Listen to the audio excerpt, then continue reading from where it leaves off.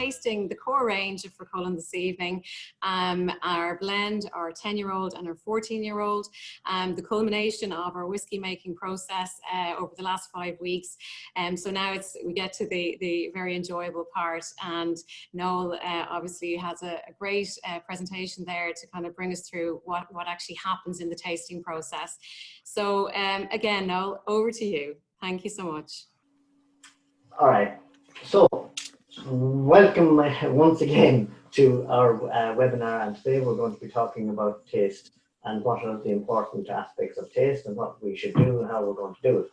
So we're going to look at the first slide here, which gives you an example of where your tastes are coming from. So you have a taste, a lot of people think is on your tongue, but a lot of what you actually taste comes from the flavors in your nose. So you have, and that is what we call the flavor.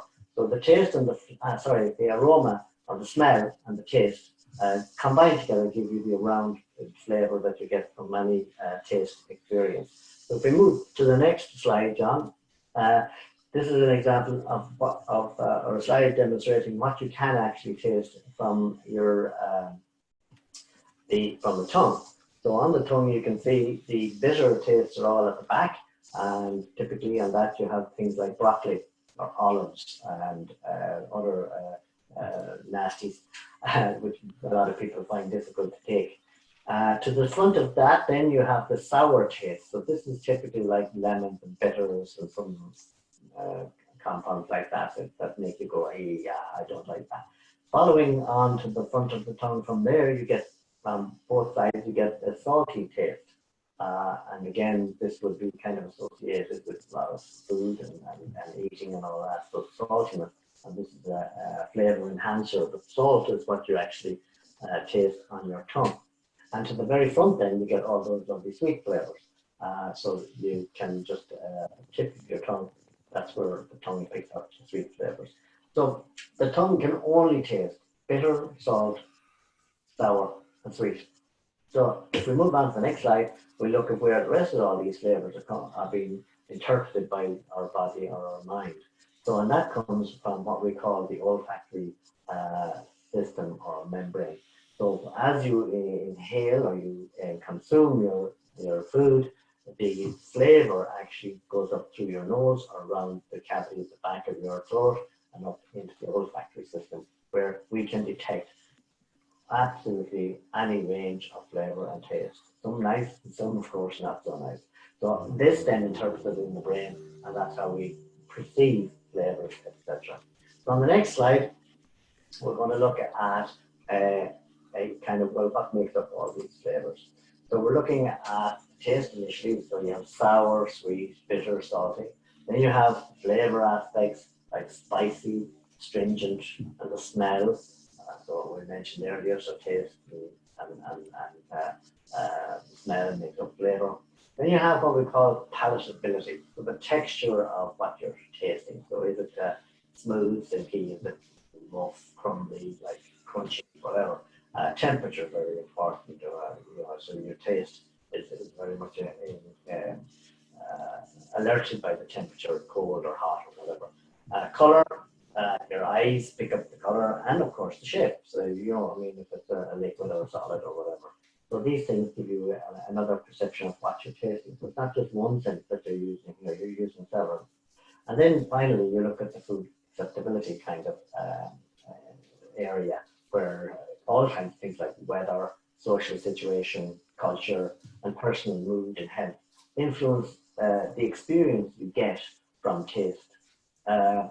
Well, another way of looking at taste and the Chinese characters, if you look at if you were to translate the Chinese word for taste, it translates to taste wine like a person. And that's also meant to like judge or appreciate. It also has a meaning of play in the same way as we approach art. So, your taste is of something like whiskey or something like that is more important than just what exactly does it taste. So it's kind of a process that enters a more creative realm then, and the terminology that you have to come up with for for describing what you're feeling or what you're tasting. By the way, if anybody's wondering, I have already emptied a large portion of my blend into the glass, so I'm having a taste of that at the moment. I'm trying to appreciate what I'm trying to tell you guys all about. The next slide then, so we've got all of this thing about what taste is, and we have to try then and interpret it. And you know, I mean, you can come along and talk to people about, well, what are you smelling in the whiskey glass? And some people will say, well, a friend of mine used to say that it smells waxy. And another guy says, well, it does not waxy, it's oily. So the idea within industry and not only in the whiskey industry was to come up with some sort of a regularization of what exactly is the description that people, and to try and get a common line. So this is where all these flavor wheels come from, and I've given you an example here of on the bottom right there of a flavor wheel. This is a fairly basic one, but it gives you a good idea of the kind of things like sulfur. What will you get from sulfur? What we talked about sulfur in fermentation or distillation, and that's a kind of a rubbery. Now the rubber, if you remember rubber like an eraser, or the rubber you get from those tubes that you used to have in the lab, those red rubber ones, or even elastic bands, that kind of rubbery taste is what you can detect that when you're smelling sulfur. Obviously then the kind of floral leafy notes are coming from aldehydes, the esters are the fruity fragrant ones, we've talked about that as well. So, and if you take this to the next level, you can work back up to actual individual components and where they're coming from in whiskey environment. So you get wood flavors and things like that. You get the peaty flavors, but peaty tends to be more phenolic, as they call it in a chemical term. So on the next slide, John, we'll just give another example of a flavor wheel to try and get people the idea. Now you can pick these off the internet at any time and play with these to give you a more way of describing what you're actually tasting in the whiskey. And the next slide, then there are other ways. We take, for example, this is what we call a mapping, and this is mapping of whiskey in relation to the degree of things like acetal on the right there, the phenol, phenyl to ethanol. That gives you the level of that, where you're trying to get an idea of what flavors are good, what ones aren't so good. You have ethyl acetate at the top, you have the esters at the bottom, there's those alcohols on the left hand side. And these are all ways of trying to map or to fingerprint in some way, the same way we did with the analysis in our spirit. This is exactly the same kind of thing, but from a flavor point of view. So on the next slide is another way of people have of technically doing these things. And this is for peated whiskey. I picked this one up earlier today, and it's a very good example of showing you the different degrees of both the smokiness, the richness to the right, the delicate nature of the whiskey from left to right, and how light it is from bottom to top on the left. So if you take something like Lafroy 10-year-old, we've all described that as a really smoky example of peated whiskey. And surprisingly, there you see 10-year-old Ardbeg to the left of that. I would have not exactly put it there, but then I'm not an expert in peat. Well, maybe not. Anyway, so these are kind of tools that we use to describe and work on taste. On the next slide, we're going to have a quick talk then about, well, what exactly way should you be tasting your whiskey? And we look at the glasses. And I mentioned to the people that I'm using our Power Squirt glass. This is typically one produced by a company in Scotland called Decanter.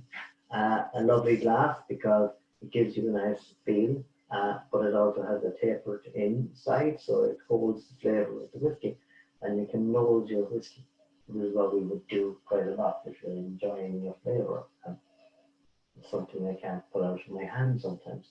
Other styles, and when we're in a laboratory setting, we use something like this, which is much more tulip shaped, and this one is one that I prefer quite a bit.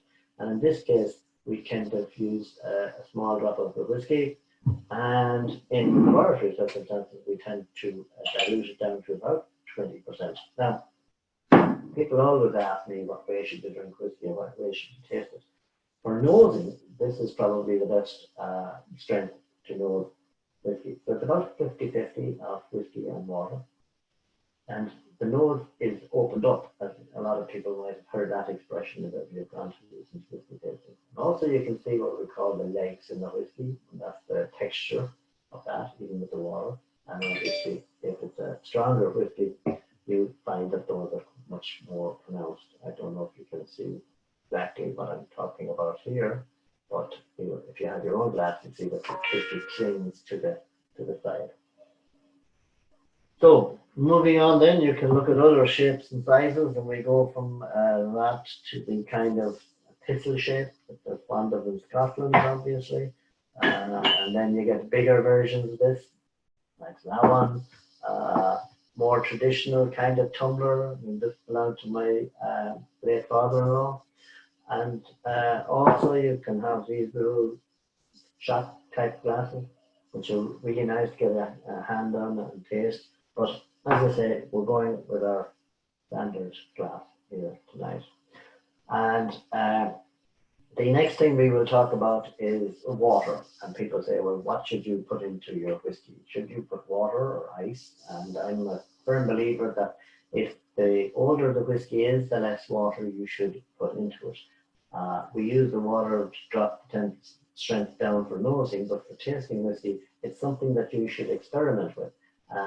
There's no wrong way of drinking whiskey. It's bottled in most cases between 40 and higher. 40 is the minimum strength you can buy it at, but that doesn't mean you have to drink it at 40%. It's just that's the law, that it cannot be bottled if it's below 40%. And there's good reasons for that, dating back centuries. So ice is another thing. Ice, if you add ice to whiskey, actually, the whiskey will actually get more viscous in the glass and can be smooth. And some people even would recommend putting some of their whiskeys into the freezer, and they come out really thick and glistening, almost like glycerin.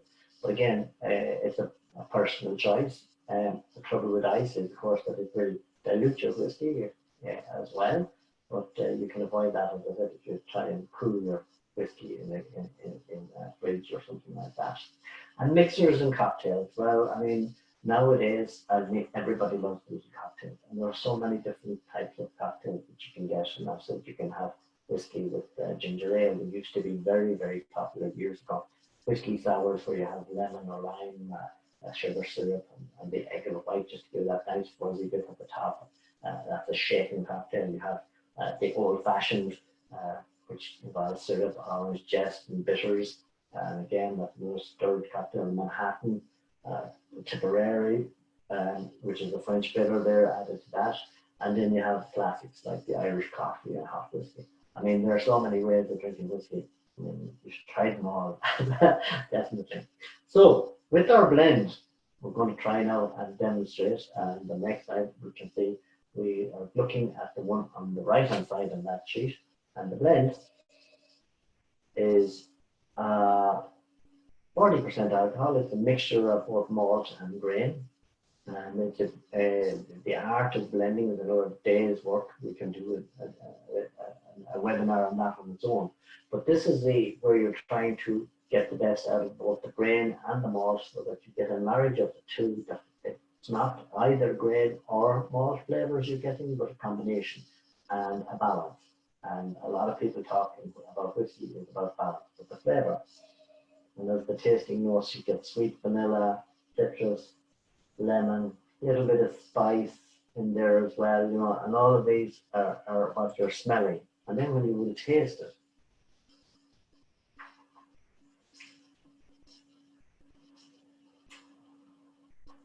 your taste is smooth, a little crispness from the grain, you know, and then you can get the orange fruity bits. You can feel it going around the whole tongue and mouth, and feel you swallow it, get that little bit of a warming feeling that you'd expect from good Irish whiskey, and then you take the finish. And the finish should be, generally speaking, in blends, it's not as heavy or long as you get when you go straight to 14-year-old. But you know, you should still expect to find a nice lingering finish that kind of says, I like that. I'll have more of that. And it just brings you back to the same whiskey. So that's our blend. We're going to move along to our next whiskey, which is the 10-year-old. And for that, we'll use a little thistle shaped up here. And the 10-year-old is the single grain. And the single grain is a whiskey, as we mentioned in our distillation and earlier webinars, that's distilled to a high strength. So it's also a spirit that we've taken a lot of the flavour out of, in so far as it's from the spirit side of the distillate. So we've removed an awful lot of those oily compounds and even left a few of the esters. So we're not an awful lot heavily on the spirit. But so this whiskey, because of 10 years in the bourbon cask, we're looking at getting much more rich woodiness, wood flavors in our whiskey. So on the nose, again, it smells, and it's difficult to describe, soft and sweet, but that's what you get. And you have almost like a ripe fruit, almost like banana maybe even in there as well. Again, orange, almonds, that kind of smell. And then when you go for your taste, take a nice sip.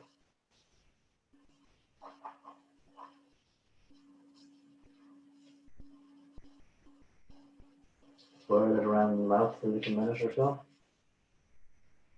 And then you can appreciate the real texture, feel, the taste, almost like there's crispiness from that green, as I mentioned, a little bit with the blend as well. So it's really delicate and yet easy to drink. I mean, I think that's one of the real things that people take away about the 10-year-old. It is a really nice drink, easy to drink, and is balanced and soft and delicate and oaky. You can get that kind of taste of lingering taste at the end of woodiness in it, just coming in. It's not overpowering or anything like that. The 10-year-old is a lovely example, and we're very proud to have had a gold outstanding for this in the IWSD competition last year. So it's a really good example of a fine grain whiskey.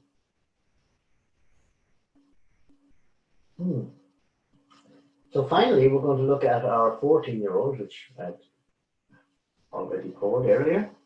And the 14-year-old is our single malt expression. And the single malt is a much more full-bodied whiskey, a little bit more depth to it and a heavier whiskey. Then when you nose it, you should be able to get that flavour. Again, you'll always get vanilla, sweet, but malt is coming in here. And malt be kind of a grainy kind of smell, but it's very much more evident in this. Again, kind of nuttiness comes into it, which is again common in our whiskey. Clean, fresh, a little touch of cinnamon maybe. Again, you have to develop your own sense of taste and flavour and where you feel one. I mean, people come to me and say that there are other kind of flavours in there, and I'm quite acceptable.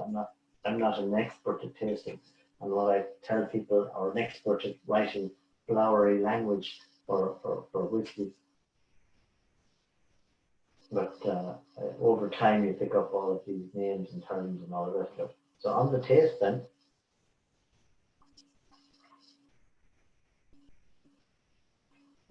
I think the texture is that little bit more silky again than the blend, and it's more heavy, a little bit more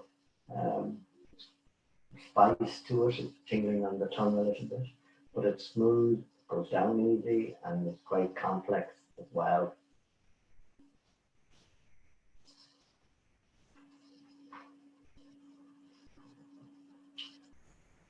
And again, I would encourage you to try a drop of water with something like this. Our 14-year-old is bottled at 46% alcohol.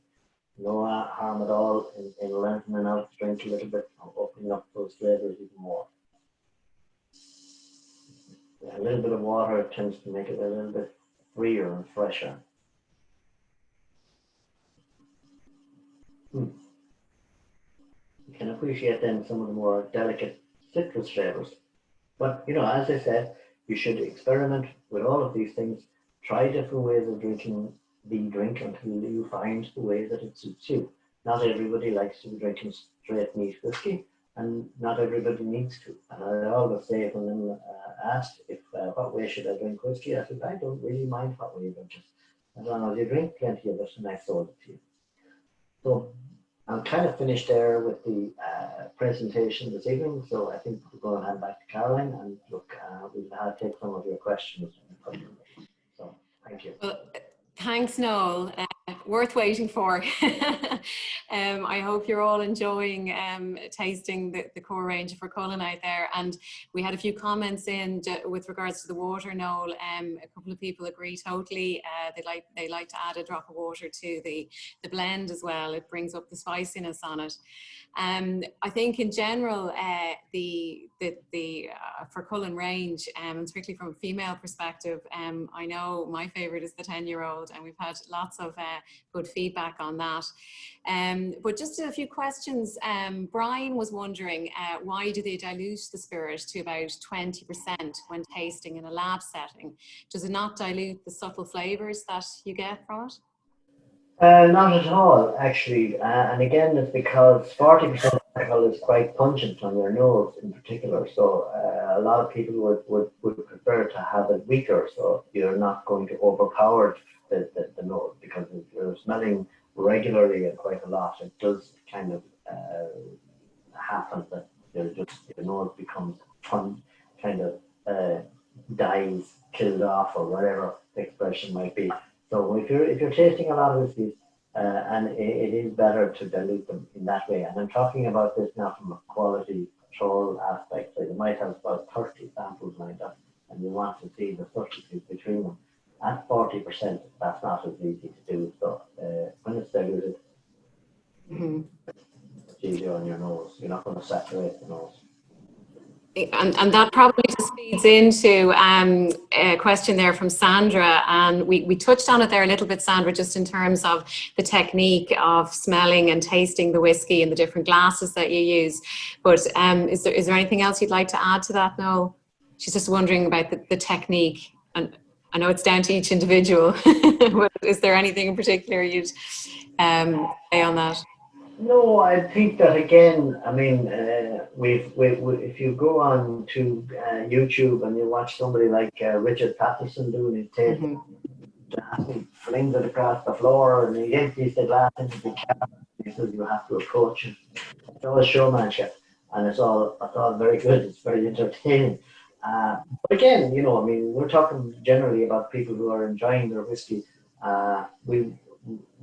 We find that if you create an experience about whiskey, that is much more enjoyable and something that you remember, and it's usually an event that you're, you know, that you're marking. For example, you're not going to take out a bottle of whiskey, generally speaking, anyways, every day. So, you know, when you do take it out, it's something special and precious. And as I say, people use kind of things like decanters or special cups or special situations, and toast. People, you know, use generally toast with a whiskey. So the occasion is important, but the technique, and no, I mean, it's entirely up to yourself. Make an occasion of it. Well, we're all on the learning journey, Noel, and I know I certainly learned lots over the last 5 weeks, and I hope everybody else has picked up and added it to their knowledge. Just to mix it up a little bit this evening, we had some questions in from a couple of people during the week, and we just actually wanted to see if they wanted to put them to Noel directly themselves. So firstly, we have Owen there, and Owen, if you'd like to come on now and put your question to Noel yourself there, that'd be great. Thank you. Hi, Owen. Hey Noel, how are you doing? Noel, a fantastic series of webinars, really, really brilliant, and thank you for sharing your knowledge. I've 4 quick questions for you. I suppose the first one was, what was the first whiskey you ever tasted? That's easy. I don't know whether I should mention the brand or not, but my dad would have enjoyed his bottle of Power many years ago. And so, you know, as a young fella, you know, you always experiment a little bit, and I'm sure I had a swig of that. But I was kind of, I'm more of of that era, that time, I would have been more of a Black Bush taste of whiskey. I did enjoy that one quite a bit as a young lad before I got into making my own and getting more experience in the whiskey business. But again, that was down to availability as well. There weren't a whole lot of whiskey around at that time in the 1970s, and I was growing up or starting to experiment with alcohol. Perfect. And I suppose just to lead on from that, and based on what was the most expensive whiskey you tasted, and was it worth it? Well, this is always a very good question. I mean, I have tasted some expensive whiskey. I'm very fortunate insofar as that I'm a judge on the International Wine and Spirits competition, so we get to taste some very unusual and very old whiskies as well. And again, when we go to the awards dinner in London, they put out all of the gold-winning whiskies in the tasting area. So you can go over and you can pick up the whiskey, and there you could have found 40-year-old Glenfiddich or whatever, and taste of or whatever. Yesterday, I happened to have a taste of a 37-year-old Irish whiskey, and you know, I mean, to say what was the oldest, I have drank 40. I have drank 50-year-old whiskey.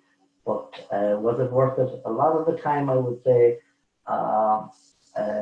the older whiskies are, you know, it's difficult to determine whether or not they're great whiskies. Generally, once they go over about 25 years of age, they get very woody. And that, now, I'm not saying that's always the case, but you want to be, if you're looking to buy it for taste, then you're looking at what would have matured in, what was it in the last number of years. If it's in a very young, active cask to start with, then it can get very woody. So you're looking at older casks that would have been reused a couple of times, and then they put the whiskey in so that it doesn't pick up all that woodiness.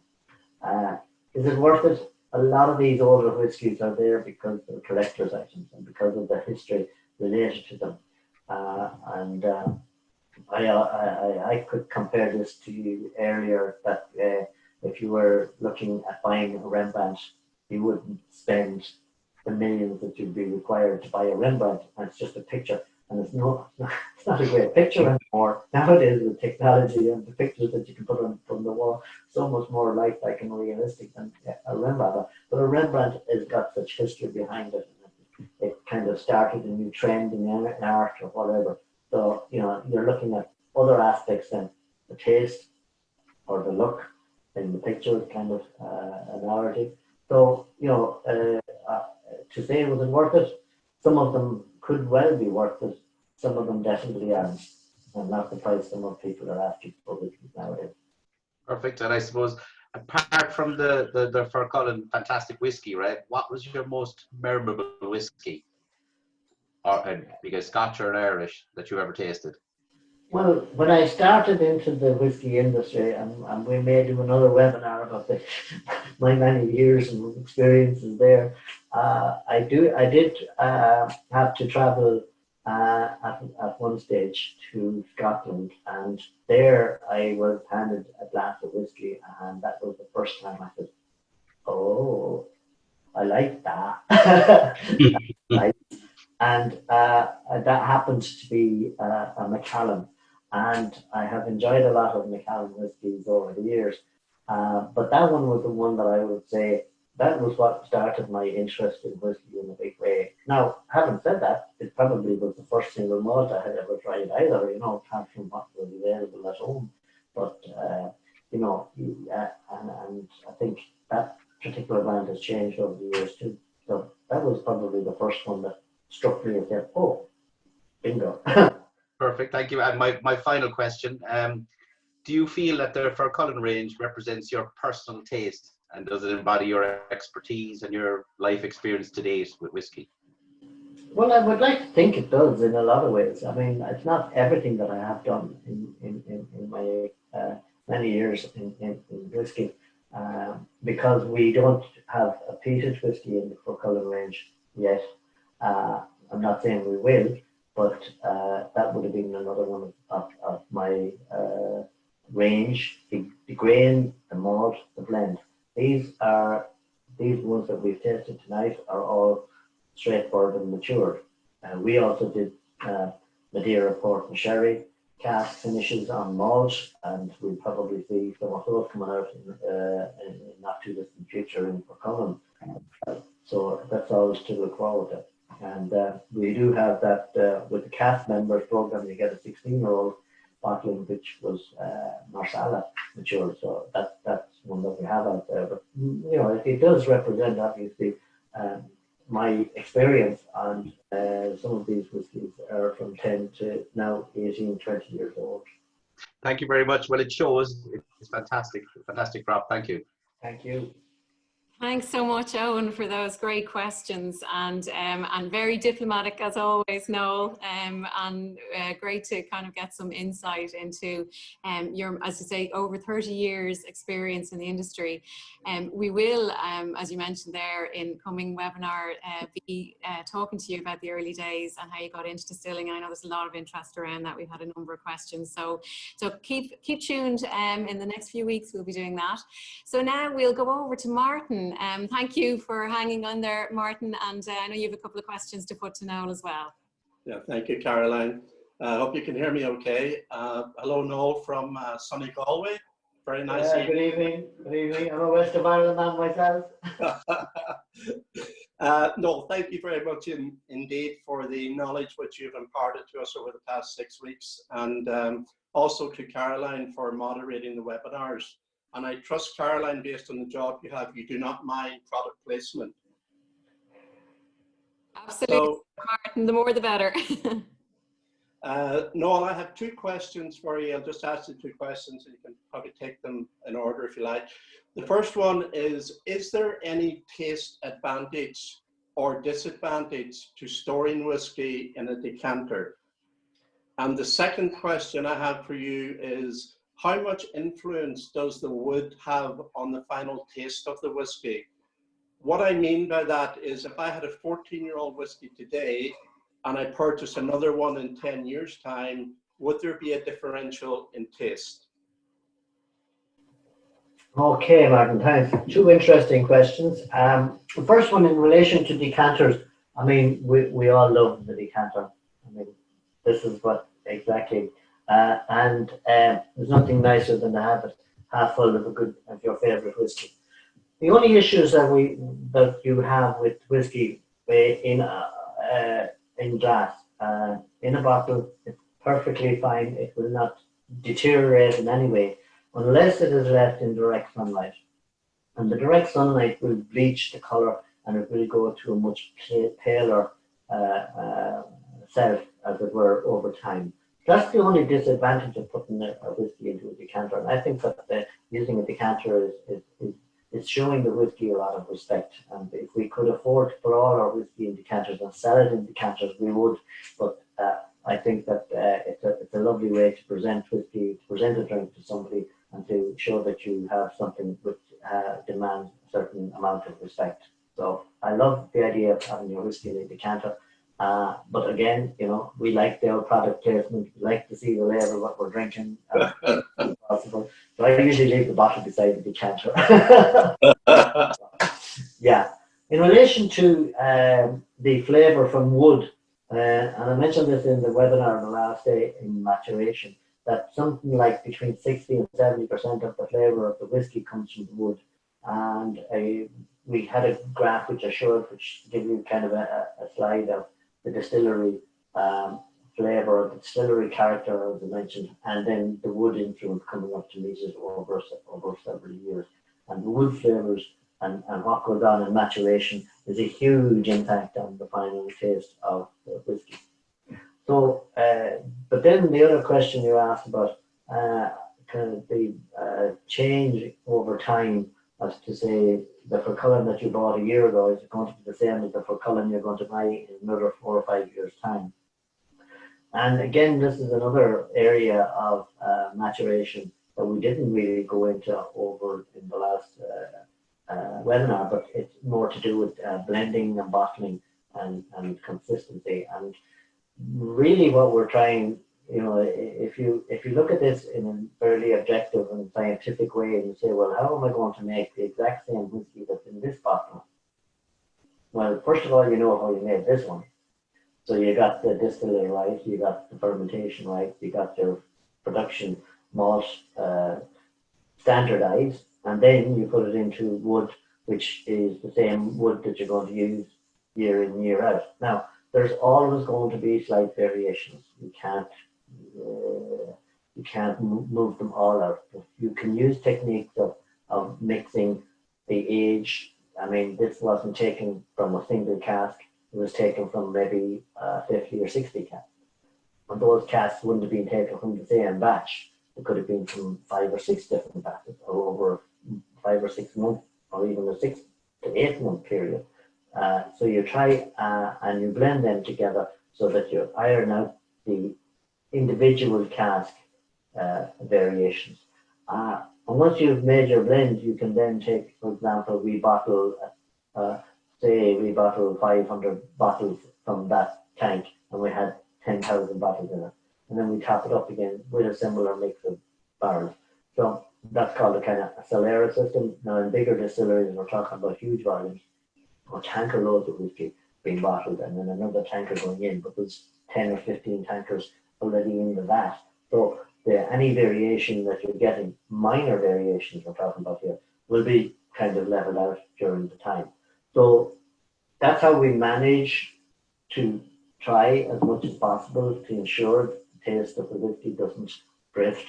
But with all production processes and with all life generally, nothing is as smooth as that. So variations do creep in. They could be for reasons of availability. If you're using a blend, you're able to get the same grain that you got last year from the same distiller, maybe not. It could be for we sold too much malt one year, we don't have enough of that particular one, we have to go looking for something similar or different. You know, but you make these judgment calls at the stage of bottling, and you have standards that match back, and you keep a regular look on where the product is going, or if it's stable from one month to the next at every bottling that you do. And that's how you try and maintain a flavour. And then, of course, if you have something that's as successful as that 14-year-old, you want to maintain it. Thank you. Thanks for that. Thank you. Thanks, Martin. Thank you so much for the questions. Really good questions there, and appreciate that, and appreciate yourself and Owen tuning in every week. And just actually on that note, we are really delighted and very thankful for the support. We have so many people that have tuned in over the 5 weeks. And from as far afield as Canada and Germany, UK, and tonight we have a question from Eric, and I think Eric, you're in Belgium. I know you were trying to get your hands on some for Cullen there recently, so Irish malts was the option there, and we'll get that straight to you.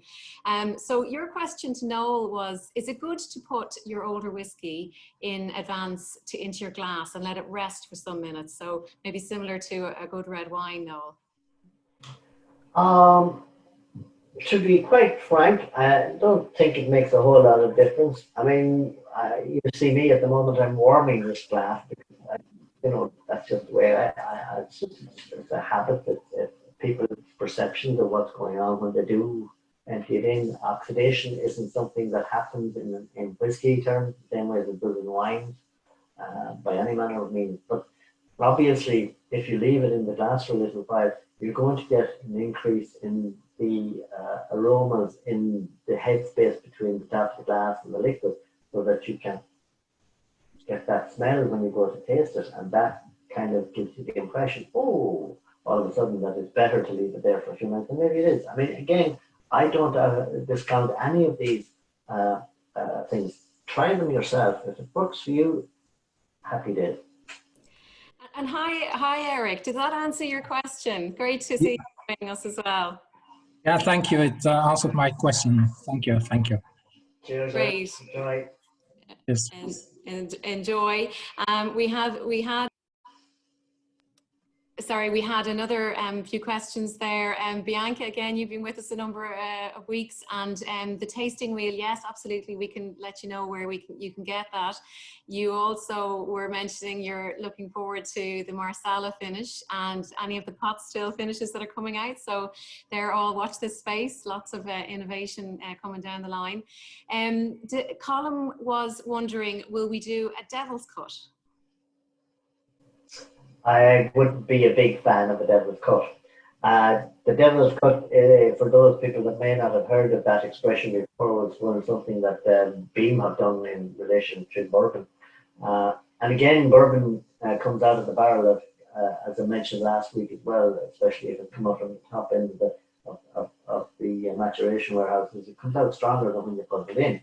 So, and typically some of these people that are interested in getting the last drop out of the barrel, what they do is they add some water to rinse out the whiskey so that they get what they call devil's cut. So it's not something that's been practiced in Ireland at all, and I don't see that it adds much to the actual whiskey flavors that you're going to get, because basically you're just getting a watered down version of what they already got earlier. So I don't think we're going to do the devil's cut anytime soon. How you, Colin?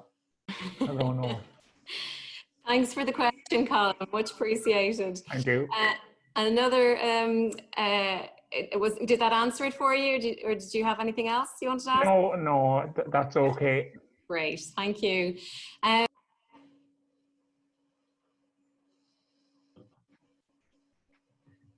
Caroline, you're being muted. Apologies, sorry. We from Brian there, and good to have you with us then again, Brian. He's asking, how do you feel about finishing whiskey in sherry barrels versus maturing the whiskey in sherry barrels when it comes to taste? Is finishing wine in wine and sherry casks just a way to add flavour to pour whiskey? Controversial? Not at all. I mean, to produce any whiskies, I mean, you have to use wood and barrels, and traditionally, back in the early 20th century, with the 1900s and before that slightly, you would have a lot of sherry and rum being drank, or sherry and in particular in port. It was a very popular drink in that era. And then you had rum as well, which was coming over from Jamaica and the high seas. And these barrels were used then to mature whiskey. So it's not something that hasn't been around for a long, long time.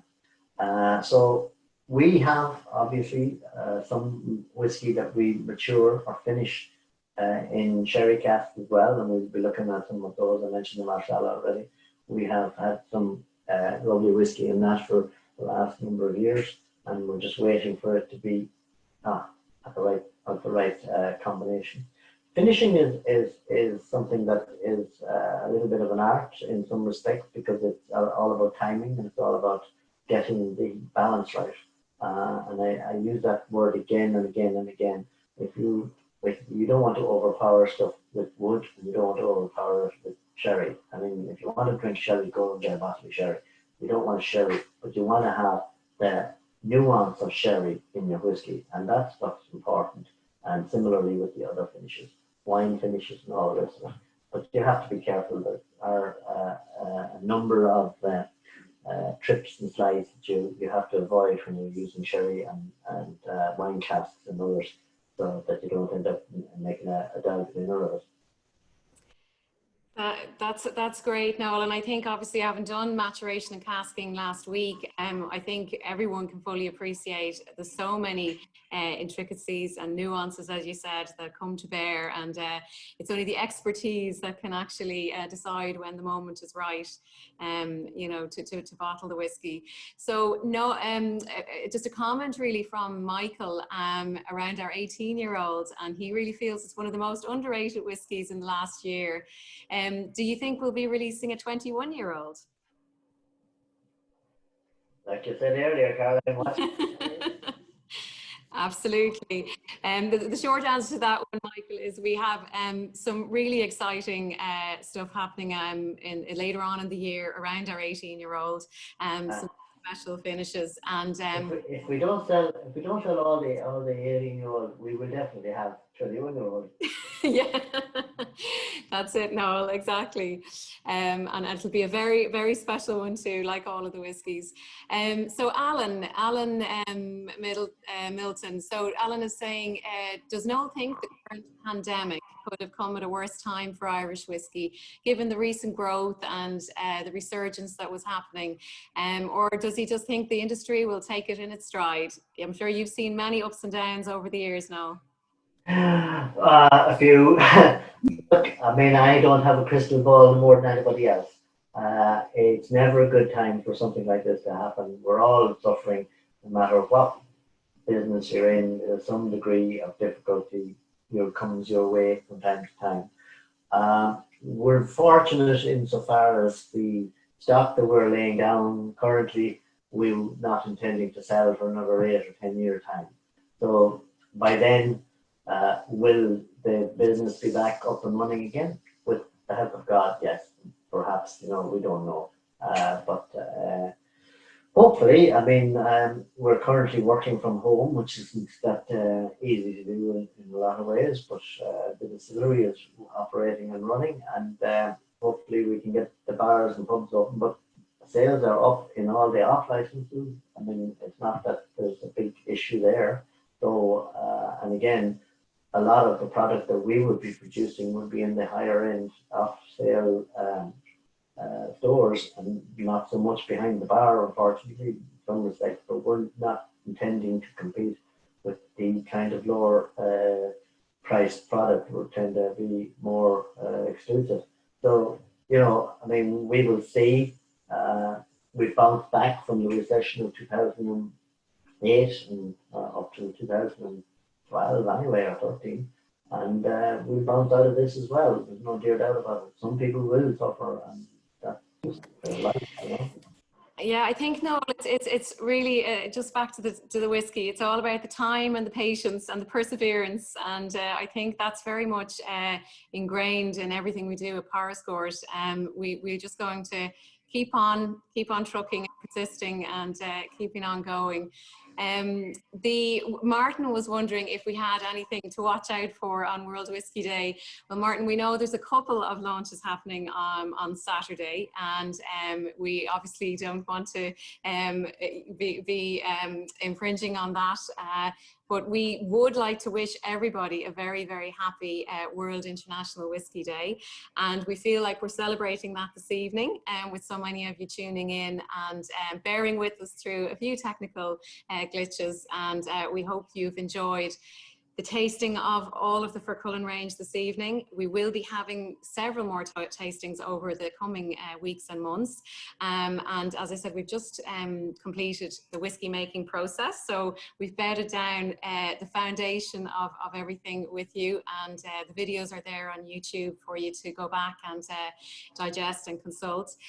But we do have an exciting schedule ahead of conversations and chats and insights from Noel over over the next few weeks and months ahead. And certainly we love receiving your questions and any particular topics that you might be interested in us covering. As Noel said, there's quite a few topics we've touched on.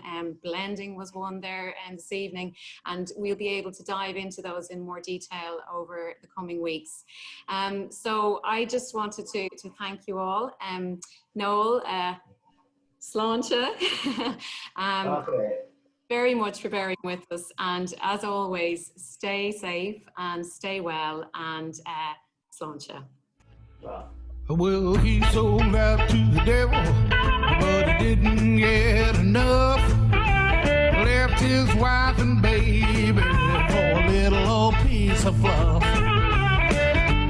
Now he's crying, learning how to sing the blues. Knows the devil always gets his due.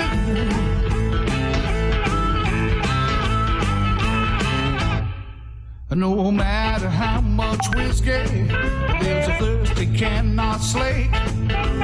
Desperation sleeping in his bed while he stays up awake. And the time just begun. Now you know it's true. No, the devil always gets his due. Gets his due. Gets his due. Thought they were lying. Now you know it's true. Now your day is over. Ain't nothing left for you. No, the devil always gets his due.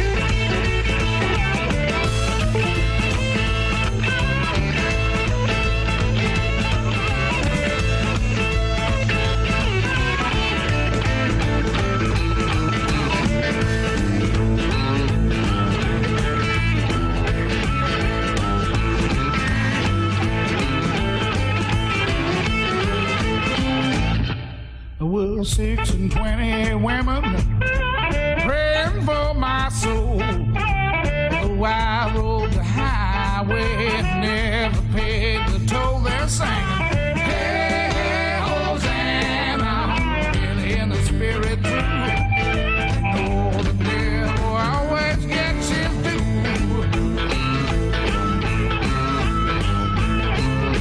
due. Gets his due.